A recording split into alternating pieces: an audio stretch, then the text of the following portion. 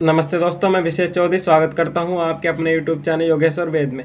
शिवाजी महाराज के गुरु समर्थ रामदास औरंगजेब के अत्याचारों के विरुद्ध सारे भारत में हिंदुओं को जागृत करते हुए पंचायती क्षेत्र में पहुंचे। उन्होंने वहां पर एक विशाल सभा को संबोधित करते हुए कहा कि आगरा और दिल्ली मुगल साम्राज्य के दो पांव हैं जिनको तोड़ना जरूरी है। मैंने औरंगजेब के अत्याचारों के विरुद्ध सारे भारत में बारूद बिछा दिया है, जिसको चिंगारी देने के लिए कोई जाट का बेटा चाहिए, क्योंकि राजपूत राजाओं ने मुगल बादशाहों को अपनी लड़कियों के डोले देकर उनकी अधीनता स्वीकार कर ली है। राजपूतों में जीवन शेष नहीं रहा। मैं यह आस लेकर आया हूँ कि जाट ही इस महान कार्य को कर सकते हैं। उन्होंने कहा कि दिल्ली और आगरा के मध्य क्षेत्र में क्रांति कर सकने वाला माता का सच्चा पुत्र परीक्षा के लिए आगे आ जाओ। यह सुनकर गोकुला और अनेक पंचायती योद्धा आगे आए और उन्होंने स्वतंत्रता युद्ध के लिए अपनी जान को बलिदान करने की प्रतिज्ञा की। इन सब मल्लयोद्धाओं ने, जो अन्य कई जातियों के थे, गोकुला को अपना नेता मान लिया। उन्होंने समर्थ गुरु रामदास को कहा कि सरखाप पंचायत और समाज में जाट बड़े हैं, यह हमारे बड़े भाई हैं। हम सब गोकुला के नेतृत्व में रहकर उसका साथ देंगे। सबने पीपल का पत्ता और गंगा यमुना का जल हथेली में लेकर शपथ ली। गुरु रामदास ने गोकुला को कहा कि प्रिय पुत्र गोकुल, अपने देश तथा धर्म की रक्षा के लिए अपनी जान की बलि दे दो। इस पर गोकुल ने एक पान का बीड़ा चबाया और अपनी नंगी तलवार गुरु के चरणों में रखकर कहा कि आपका आशीर्वाद मेरे साथ रहे, मैं पीछे कभी नहीं हटूंगा। इसी तरह से 5000 मल्ल योद्धाओं ने शपथ ली। समर्थ गुरु रामदास सरखाप पंचायत से मोहनचंद्र जाट, हरिराम जाट, कलीराम अहिर नामक मल्ल योद्धा को अपने साथ महाराष्ट्र प्रदेश में ले गए। ये योद्धा छापामार युद्ध कौशल में निपुण थे। गुरुजी ने इनके द्वारा वहां मराठों तथा शिवाजी एवं उसकी सेना को गोरिल्ला युद्ध कला का प्रशिक्षण दिया। सरखाप पंचायत रिकॉर्ड। सन 1666 ईस्वी में गोकुला ने भगवा रंग का झंडा उठा लिया, जिस पर लिखा था शिव हर हर महादेव, और अपने 5000 वीर योद्धाओं के साथ मथुरा पहुंचा। वहां उसने मुख्य मुसलमान हाकिम तथा अन्य कई शाही अधिकारियों को मौत के घाट उतार दिया। फिर वह उन मंदिरों में पहुंचा जहां पर गायों को काटा जा रहा था। उसने वहां 221 बूचड़ों तथा 250 मांस बेचने वालों का वध कर डाला। गोकुला ने किसानों को सहाय कर न देने की घोषणा कर दी और दिल्ली से आगरा के मध्य क्षेत्र में लूटपाट एवं छापामारी जारी रखे। औरंगजेब ने सितंबर 14, 1668 ईस्वी को अब्दुल नबी खां को मथुरा का फौजदार पुनः नियुक्त कर दिया। उसने प्रशासनिक दृष्टि से यमुना नदी के पार गोकुल के दक्षिण में अपने नाम से एक नवीन छावनी स्थापित की। सन 1669 के शुरू में खान के सैनिक दस्ते लगान वसूल करने लगे, लेकिन जाट किसानों के विरोध के कारण खान को स्वयं बिलाप क्षेत्र में उतरना पड़ा। मथुरा परगने के किसानों का नेतृत्व गोकुला ने स्वयं संभाला। अप्रैल 1669 ईस्वी में फौजदार खान ने आंदोलनकारियों के प्रमुख गढ़ सुराह नामक गांव का डेरा डाल लिया और उसे बर्बाद कर दिया। परंतु आक्रमण के समय मई 10, 1669 को गोकुला संगठन के जाट क्रांतिकारियों ने उस अब्दुल खां फौजदार को गोली से उड़ा दिया। मुगल सैनिक मैदान छोड़कर भाग निकले और उनकी युद्ध सामग्री जाटों के हाथ लगी। सुराह गांव की विजय ने जाट किसान क्रांतिकारियों के उत्साह में वृद्धि की। जाट ने सादाबाद नगर तथा परगनों में भीषण लूटमार की और चारों ओर अग्निकांड तांडव मचा डाला। उन्होंने शाही खजाना भी लूट लिया, जिसमें उन्हें 80,000 रुपये नकद हाथ लगे। अब आगरा, मथुरा, सादाबाद, महावन आदि परगने जाट क्रांतियों के केंद्र बन चुके थे। मुगल कर्मचारियों का आतंक उठ गया और हिंदू नागरिकों ने गोकुला का मुक्त हस्त होकर साथ दिया। गोकुल तथा उसके दादा सिंधा उदय सिंह ने हरियाणा प्रदेश के दूर दूर के जाट क्षेत्रों के युवकों को भर्ती किया। कुछ समय में ही 21,000 जाट और 15,000 अन्य जातियों के युवक गोकुला के झंडे के नीचे आ गए। ये सब योद्धा बिना वेतन लिए ही लड़े। इनको बंदूकें देकर सिपाही बनाया गया। औरंगजेब ने 13 मई 1669 को अपने एक सेनापति राद अंदाज को आगरा के सीमावर्ती क्रांतिकारियों को दबाने के लिए भेजा और उसी दिन योग्य प्रशासक सैफनी खां को मथुरा का फौजदार नियुक्त कर दिया।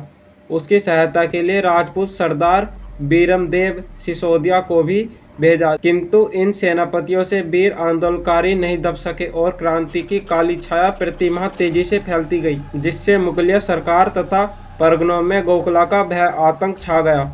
औरंगजेब स्वयं एक विशाल मुगल सेना तथा तोपखानों के साथ रविवार 28 नवंबर के दिन दिल्ली से मथुरा पहुंचा। वहां छावनी डालकर गोकुला के विरुद्ध फौजी सेनापतियों का संचालन किया। शनिवार 14 दिसंबर 1669 ईस्वी के दिन हसन अली खां बड़ी सेना के साथ सादाबाद तथा मुरसान की जाट गढ़ियों की ओर रवाना हुआ।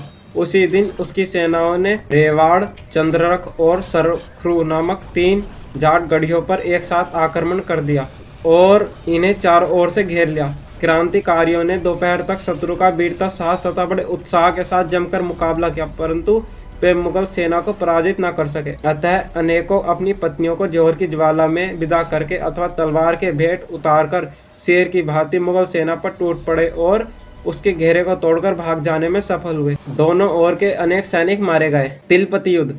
फौजदार हसन अली खां एक विशाल मुगल सेना तथा अन्य फौजदारों की नई सेना लेकर गोकुला का पीछा करने को आगे बढ़ा।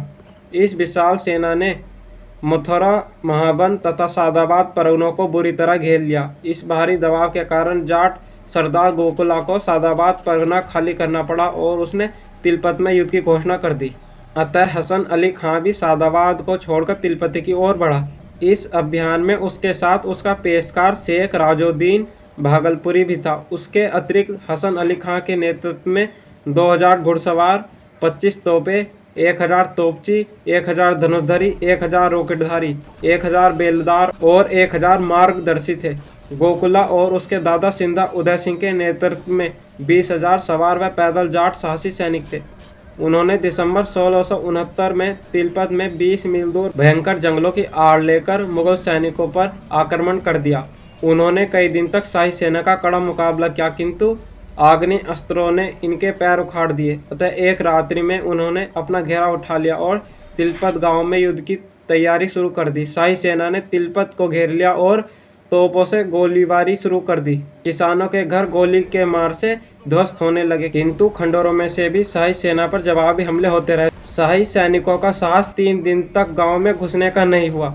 वे गांव में उसी समय घुस सके जब गांव का प्रत्येक पुरुष बलिदान कर चुका था। तिलपत गांव की समस्त विवाहित अथवा अविवाहित नारियों ने घरों में आग लगाकर अथवा कुओं में कूदकर अपने नारित्व की रक्षा की। मुगल सेना ने तिलपत गढ़ी पर अधिकार कर लिया। इस युद्ध में मुगल सेनापतियों सहित 4000 सैनिकों को मौत के घाट उतारा, जबकि 5000 जाट बलिदान हुए। वीर गोकुला एवं उसके दादा सिंधा उदय सिंह को बंदी बना लिया। इन दोनों को तिलपत से आगरा ले जाया गया। जाट सरदार गोकुला का बलिदान। शनिवार जनवरी 1, 1670 ईस्वी के दिन औरंगजेब ने मथुरा से अपनी छावनी उठाई और आगरा किले के महलों में प्रवेश किया। फौजदार हसन अली खां जाट सरदार गोकुला और उपसेनापति उदय सिंह को सम्राट के सामने ले आया। औरंगजेब ने वीर गोकुला से कहा, इस्लाम धर्म कबूल करो और वायदा करो कि छोड़ देने पर फिर से विद्रोह नहीं करोगे। उस देशभक्त तथा जाति के स्वाभिमान वीर गोकुला ने औरंगजेब को कड़े शब्दों में उत्तर दिया कि मैं क्षत्रिय जाट हूँ, मुसलमान कभी नहीं बन सकता और छोड़ देने पर फिर से विद्रोह की आग जला दूंगा। अतः औरंगजेब ने इन दोनों जाट सरदारों को बेरहमी से कत्ल करने का आदेश दे दिया। जनवरी 1670 के प्रथम सप्ताह में राष्ट्र, धर्म और जाति के स्वाभिमान सरदार गोकुला एवं सिंधा उदय सिंह को आगरा की कोतवाली के सामने एक ऊंचे चबूतरे पर जंजीरों से बांधकर जल्लादों के सामने लाया गया। जल्लादों ने निर्दयता के साथ उनके भिन्न अंगों को एक एक करके नीचे से ऊपर तक कुल्हाड़ों से लकड़ियों की भांति काट डाला, किंतु मरते दम तक ये वीर यही कहते रहे, मुसलमान नहीं बनेंगे तथा छोड़ देने पर विद्रोह की आग जला देंगे। हिंदू धर्म की रक्षा एवं देशभक्ति का यह अद्वितीय उदाहरण है। वीर योद्धा गोकुला एवं उसके दादा सिंधा का बलिदान सदा अमर रहेगा। हिंदू मुसलमान का एक विशाल समूह इस करुण दृश्य को देख रहा था। जिस समय इन वीरों के शरीर के अंगों को काटा जा रहा था, उस समय दर्शक हिचकियां भर के रो रहे थे, किंतु यह वीर प्रसन्नचित्त थे। गोकुला का खून व्यर्थ नहीं बहा, उसने जाटों के हृदय में स्वतंत्रता के नए अंकुरों में पानी दिया। ओम नमस्ते जी।